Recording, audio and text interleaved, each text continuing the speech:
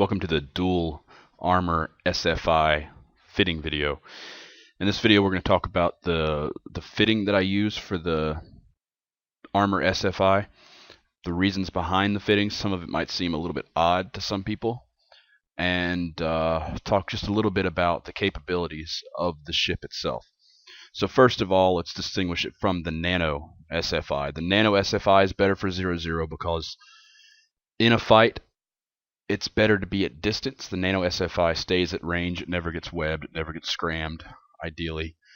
And should things go bad, it's usually faster than most things, so it can burn out of point range or burn out of the range of all the other ships that are coming in trying to blob it. It could kill frigates that try to come in to tackle it. It has a lot of disengageability, which is not a word, but it's very easy to disengage with, which makes the Nano really good for 0-0, really good for blob type fighting. But the problem with the Nano SFI is that it can't kill a very wide range of targets. In general, you're kind of stuck with frigates and destroyers, and then the occasional radar, maybe a cruiser here and there.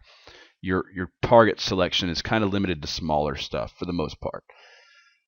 That's where the armor SFI comes in. The armor SFI is really better for low sec. You can use it in 0-0, but I recommend it for low sec because just the way it fights. It commits to fights on a level that make it hard for you to get out should you get blobbed. You can escape 1 or 2 pilots, maybe 3 or 4, maybe more than that, but in general, once you get 5 to 10 pilots that are coming in on top of you and you're in the armor SFI, you're probably going to die. Now, don't give up, but chances are once you get 2 or 3 webs on you and a scram, your afterburner speed's just not going to cut it anymore, and it's not going to make any difference. So the big thing here to keep in mind is that it's a very capable ship. It can take down most of the ships that it will encounter in the game. It can take down. With good tactics, one-on-one, it can take down a very high percentage of all the ships out there, which is good. But it can't take on blobs quite so easily. So let's talk about the fitting in general. Why fit armor? Why fit afterburner? Why do any of this stuff? Well, the reason is stock, or as default, the SFI has a very low signature radius. See, 94 meters. That's the standard cruiser signature radius is 120. The signature radius of guns, cruiser size guns, that's ammo, is 120. So you see 125. I'm wrong. It's 125. So basically that means, it's kind of hard to describe, but it's like throw in a it's hard to make it to make it make sense, but basically it's smaller than the average gun. So the guns, its signature resolution, meaning the best it can target is like a circle of 125 meters around, and this thing's only 94 meters around, so it's going to be harder. Even if it tracks the SFI, it's going to be harder to hit because of the size. Also, when it comes to missiles, the calculations for the damage you take from missiles are based on the missiles stats for signature and speed and all that, but what affects it on your side that you can control is how big your ship is. The smaller your ship is, the less damage it'll take from missiles. You shoot torpedoes or whatever at a small ship like this or a frigate, they're not going to do any damage. You shoot small rockets, they will. So different missiles have different limitations, and that's how they balance the missiles, is by ship size. By having this small ship size, you can effectively speed tank, say, a Drake and his missiles, which you'll see more of later on. So that's the idea, is that when you're fighting, you're going to have your afterburner on, and it's still, I'd really like for it to go a little bit faster than it does with the afterburner on, but that's the best we got, short of doing some big changes to the fitting we don't want to do. So it's small and it's fast, which means it's hard to hit with guns, and its missiles do reduce damage. So that gives you a good advantage in any fight. Next, there's the dual reps. So 2 medium armor repairs give you a very solid rep. 200 DPS doesn't sound like a lot when it's compared to a lot of the ships out there, like when you talk about some of those ASB shield ships they have out now where they're repping 1,000 DPS on like a MOA cruiser or something stupid. But it's only for a short amount of time they can do that, and there's a lot of limitations. It takes up all their fitting, all their power grid, their CPU. This, it's there, it's constant. You've got a cap booster to keep it running, and you're probably, as long as you have cap boosters, which is a little bit of a problem, you can only fit about 7 or 8 cap boosters. But as long as you have cap boosters, you're going to be able to run your tank and avoid a lot of damage. And because you're small, that 200 DPS tank is really a lot more effective than you would think, because any damage you take from any target other than, say, a frigate is going to be heavily reduced because of your size and your speed. So beyond that, it's just basic damage control, 2 reps, 2 energized adaptives to raise your resist that helps the reps, overdrive to give you that little bit of extra speed. I'm using the overdrive instead of a nano because you've already got enough agility, really. You've got the micro warp drive, and you've got an afterburner. So a lot of people are going to be questioning, whoa, why do you have a micro warp drive and an afterburner? It's called dual prop or dual propulsion. It's the same idea you use on a Tyrannus, if you've seen my Tyrannus guide. But the idea is that the two things work in different ways in different times for different situations. You can see how much better the speed is with the micro warp drive, 2,700 meters a second. Well, that's great. That's very fast, and it's fast enough to escape, fast enough to charge a gate, fast enough to charge down a target and get a point. So then you can go to the afterburner. Why do you have the afterburner? Because with the micro warp drive, you're going so fast, but it increases your signature radius by 500%. So you can see the signature is now over 500, which means that missiles are going to be doing heavier damage, and unless you're going fast enough to avoid the tracking of guns, which will be hard unless they're battleship sized, that's not going to help you to reduce incoming damage nearly as much as the afterburner. So basically, while you're fighting, you run the afterburner, and when you're going into a fight or getting out of a fight, you use your micro warp drive. Obviously, you would afterburner your way outside scram range before turning on your micro warp drive. Before we go any further, let me give you an example of why this is important to have a micro warp drive.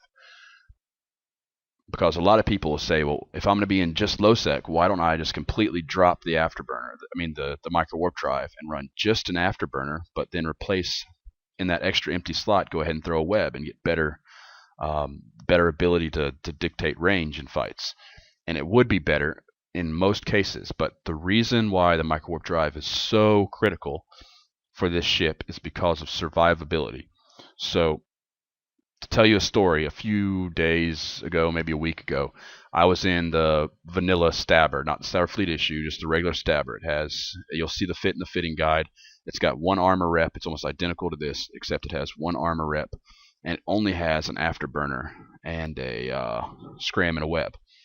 So I warped into a Plex, faction warfare Plex, because there was a Caracal there. And I figured, well, if I get lucky and land right on top of this Caracal, then I can scram him and I can kill him. So I went in, and when I arrived inside the Plex, he was about 50 kilometers away from me. So I think, okay, no big deal. He's 50k away. I'm okay. I can't kill him, though. There's no way I'm going to be able to get in with just an afterburner, because all I had then on the stabber was just the afterburner. There's no way I would be able to get in, because the Caracal is going to kite me. That's his role. That's what almost every Caracal you're going to run into is going to try to do, is to stay at range and avoid your scram or web. So I thought, well, okay, he's 50k away. There's no way I can get a point on him. He's not going to come in close. I'm just going to warp off. So I start to align out, and he's charging towards me, but I'm not thinking anything of it because now he's only at 45k. And so I'm starting to line out, and I'm just about to hit warp, and then I see the notice that he has pointed me. So he's pointing me at 45 kilometers away in his Caracal. Well, that means obviously that he's got a a link alt in system, giving him the bonus to the skirmish warfare interdiction maneuvers. So that boosts his point range. So I didn't expect him to point me at 40-45K, but now I'm screwed because this Caracal has me pointed. He's closing in. He's orbiting me at 20 kilometers. I overload my afterburner to try to get away from him. I'm not faster than him. He's faster than me with his micro warp drive. I overload it to try to get back into him, try to yo-yo him back and forth, see if I can get a scram. It's no hope. I'm nowhere near as fast as he is with the micro warp drive because I just have an afterburner. So because of that, I lost my ship. There was nothing I could do to escape. I just had to sit there and die. Is the only option I had left at that point. Had the whole situation been done in this ship rather than the Stabber, I would have either most likely killed the Caracal, or chased him away. And if I wasn't able to do either of those, I could have easily escaped myself because I would have had the micro warp drive. To replay that whole scenario again, had I gone in with this ship, because it's got the dual propulsion, I would have immediately hit approach on the Caracal, hit my micro warp drive. If I noticed he was going just as fast as me, I would have overloaded for a cycle to make sure I was going fast enough to get in and get the scram. As soon as I got the scram, I would have turned off the micro warp drive, turned on the afterburner, orbited the Caracal at about 500 or 1,000 meters, and then he'd have been hitting me, but my tank, between the afterburner, the small sig, and the dual reps, I would have been able to tank him easily, and I would have just annihilated him with my 400 DPS here, and he would have been down and out of the fight, and it would have been easy. Should he somehow have been able to, say he had links and he was able to go 4,000 or 5,000 meters a second or something stupid, had he been able to avoid me from getting a scram on him, all I would have had to do would be charge at him with the micro warp drive on, and then right before the cycle renews, hit the overload, and right as the cycle is about to overload or about to start its overload, immediately align to something in the complete opposite direction of where I'm charging him. Basically, I'm yo-yoing him away from me. So when I run towards him, he's going to be running away. And then if I suddenly turn and go the opposite direction, it's going to take a few seconds for his ship to turn around and come back at me. In those few seconds, he's going to lose distance, or the distance between us is going to increase. And there's a very good chance I would have been able to kind of fling him outside of his own point range, and I'd have been aligned, and I'd have just spammed the warp and warped away. But 98% sure I would have killed him had I had this ship, just because I could have got the scram. And it's so critical. If you can't tackle a target, you can't kill a target. So it's crucial to be able to get that tackle, and not just for being able to kill targets, but being able to survive when things go bad. So real quick, I'm going on a little bit too much here, but real quick before I go on, let's talk about an escape maneuver that you'll see me use in other videos, and that you should consider. Let's say you've tackled a Brutix, and he's in a belt, and you're in some low-sec system, and it's just you and him in system. So you've tackled him, you're DPSing him, you're doing okay, but he's repping really good, and it's slow going to kill him. So it's taking you a while to kill this Brutix. And all of a sudden you see local fill up with an extra 10, 15 pilots, 20. So right now, okay, Brutix was bait, here comes a big fleet to come kill me. So what you do is, at that point you'd be running your afterburner. So what you would do is you would pick something to align to, you would keep the Brutix scrammed, you would overload your afterburner, which gets you up to 1,300 meters a second. The Brutix at that point, when he's scrammed, he's only going to be going about, I'd say, 200 meters a second. He may have you webbed, which means you might be down to about 600 meters a second. Either way, you're going to have at least 400 or 500 meters a second more speed than him, which means you're going to be able to increase the range. Once you break free of web and scram range, you'll turn off your afterburner, you'll hit your micro warp drive, and you'll fly outside his point range and safely away from him before his blob lands on top of you to kill you. So that's your little escape mechanism that you can use to get away when things go bad. So like I said, low sec is a great place for this fit. Warp Scrambler, obviously, Cat Booster, you know all about that. That's all cool. I use the Tech 2, get the nice range. You can use the Faint Epsilon. Slightly better, easier to fit. Same stats. It's actually better. to use the Feint Epsilon. It's about the same price, so you might as well use it. It uses less capacitor, has the same range, uses less CPU. So if you have any fitting troubles, that's the first thing you need to go to, is switch the Tech 2 to the Feint Epsilon. So the guns, they're 220s. I could have tried to get 425s on here, but I figure a lot of times you're going to have frigates in close. You want as much tracking as possible. The Stabber already has a really nice tracking bonus, 10% per level, so hopefully you've got level 5 Inventar Cruiser and you're flying this, which means you've got a 50% bonus to tracking, which is just godly for a cruiser. So you're going to be just owning the frigates that come at you. They'll think maybe they can get in close, and that's going to save them. No, it's not going to save them. If they do get in real close, like say you get a Dramiel or something that's orbiting at 500 going really fast and you're not able to hit him, then just try to go towards them, use approach, then back off. Use approach and keep trying to force him to kind of bounce out away from you a little bit, and you should be able to bounce him out just enough to start getting some hits on him, as well as your drones will be doing DPS to him too. For the rigs, we got a damage rig, a power grid rig, which was required, and there was only 50 calibration left, so I threw in a low friction for agility. Agility never hurts any ship, really. It costs you a little bit of armor hit points, but it's marginal, so not a big deal. Finally, let's look at some of the DPS graphs and what you could expect from a fight. So you see here I have a Thorax and an Inyo. Let's put the Inyo inactive for right now. You're going to be ideally engaging, orbiting at between 500 and 1,000 meters a second, which means in reality you're going to be at about 2,000, maybe 3,000. So with this Thorax here, you can see if we're both sitting still or approaching each other, I'm going to be doing 402 DPS to him, right? So most likely he's going to be not moving at all with the scram, and I am going to be moving across him. You see that I track pretty well, but I really should ideally be out here around 4 or 5K, not up close.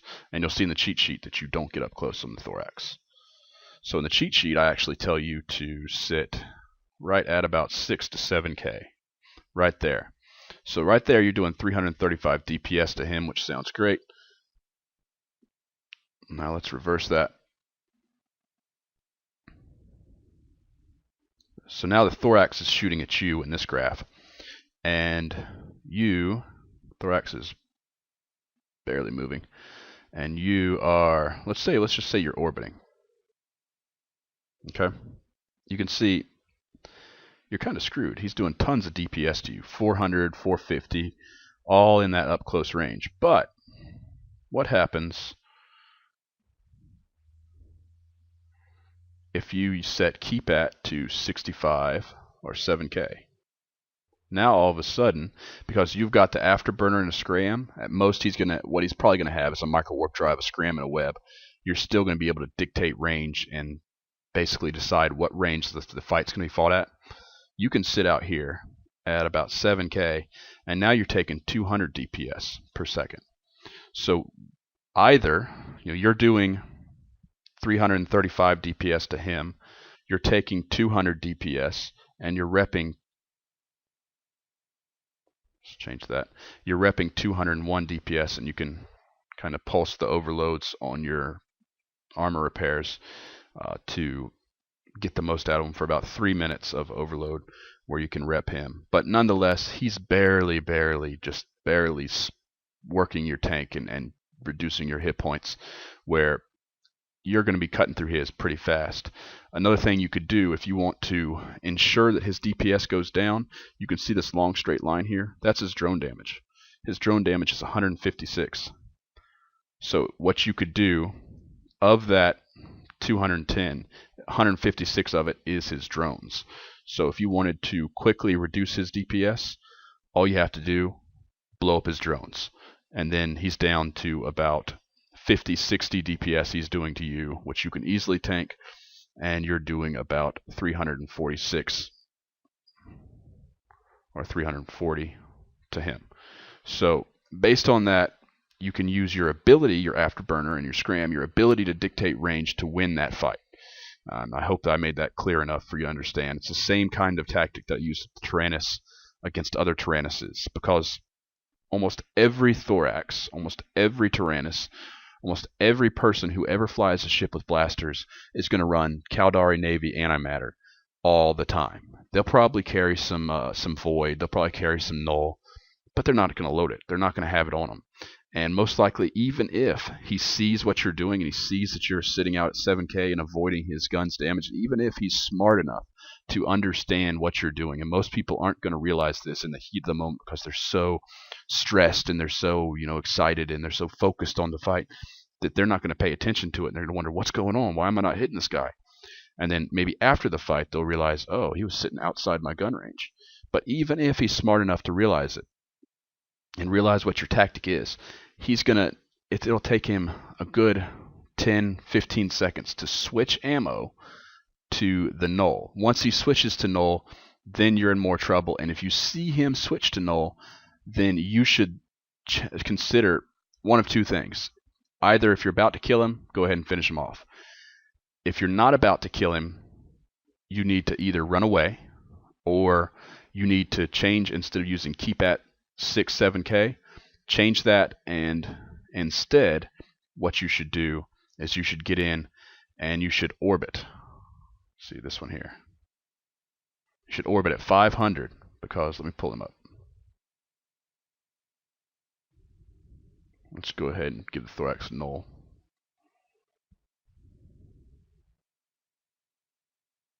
You can see a lot of Thoraxes will be fitting dual rep as well, which means they're going to be tanking a good bit. You're still doing enough to overcome their tank, no problem. But keep in mind, some of them will be very tanky. All right, so now he has Null. So see what happens now. As soon as he switches to Null, you go in and you orbit at 500, which really throws you out to right around 2,000 or so. So around 250, 260 DPS you're taking now. But if you killed his drones, you'd reduce that by 156. He's doing about 100 DPS to you. You could also overload your afterburner to reduce the incoming damage even more. So there's lots of things you could do if you adapt to his tactics. So if he switches, you switch. And no matter what he does, you have a counter. And while he's taking time and stopping his damage, while his damage is stopping for him to reload, you're doing nonstop DPS to him all the time. And it's more DPS than you can tank, so you're wearing him down and you're winning. So that's that. Let's look at one more thing here. Let's turn the Thorax off, and let's show you the tracking capabilities versus, say, an Inyo. So obviously, most assault ships are going to come in close, but not all. The one that I'm showing here is a rail Inyo, which actually will stay at range. So if the Inyo stays at range, 20K right there. Now you're the attacker. You're probably going to be charging towards him. He's going to be trying to avoid you and orbiting, most likely. So you can see you're only doing 62 DPS to him. He can probably tank that. If not, he's able to stay there for quite a while to tackle you and perhaps hold you for his buddies to come in. So what do? Well, just like the Thorax, you just switch ammo. Difference is he's not going to be smart enough to counter that. He's not going to be smart enough to know, well, hold on,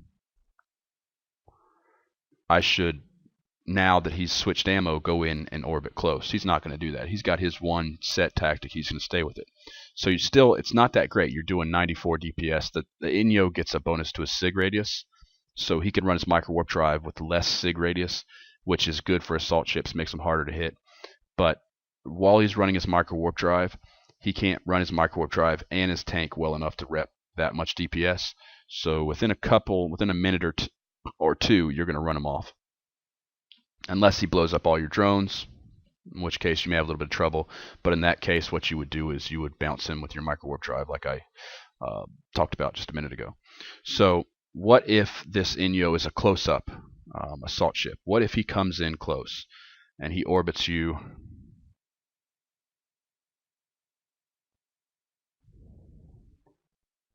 real close? So you see with the barrage, you're not doing anything. But let's go back to our faction ammo.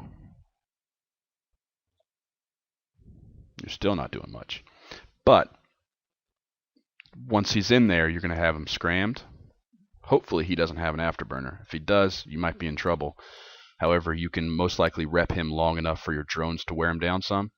Still, it's a little bit dangerous, but what you would be trying to do the whole time he was in on you is to move away from him and setting your keep at to about 3 or 4K from him and doing your best to maintain that damage. And you see you're doing pretty good DPS to him at that range, and it's certainly enough to overtake him and to win. So the tracking bonus here on the Stabber Fleet issue is a big help. And then there's one more thing to talk about, and that's implants and drugs. Fun stuff. You can see here with implants, I've got the same implants I run for the Nano except for the slot 10. So 3% speed, 1% to agility, 5% speed, 3% to turret damage, and this is 3% to armor hit points. Yeah, 3% to armor hit points. So pretty simple, pretty basic, nothing too special. But let's have a look over here. Projected effects. So you can run, you really have a choice of about 3 different drugs you could run. The most obvious one to run would be an Exile booster. You can see your tank's 201 defense. You run a Synth Exile, which is the kind you don't get in trouble for.